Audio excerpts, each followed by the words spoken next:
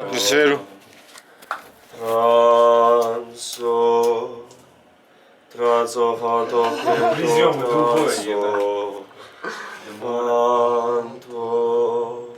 kento transo Upali svjetlo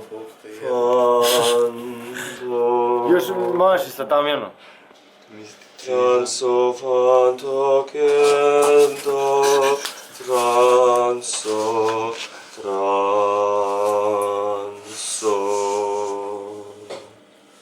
Transo fanto kento Ti puta bio na misiji.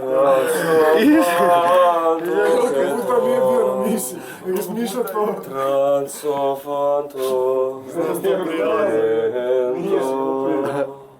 Transo fanto kento Transo fanto kento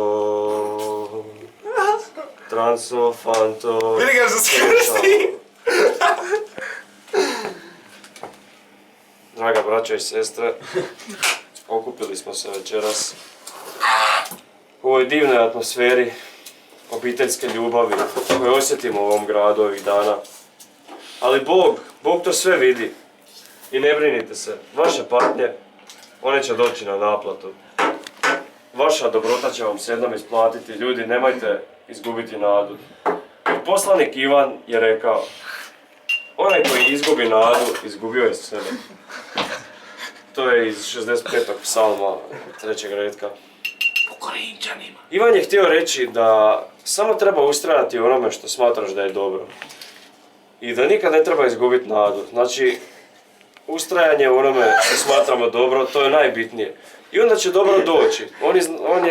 On je shvatio zapravo da je to zapravo dugoročno rješenje problema svijeta. Jer ako plivamo onom površnom, nećemo nikad do prave dobrote doći. I uvijek ćemo se nekako grepsti i ne znam, neće biti prava bratska ljubav. Vidite, Ivan je poznavao apostole i sigurno su mu dali puno mudrosti. Hvala Bogu na tome. Idite u miru.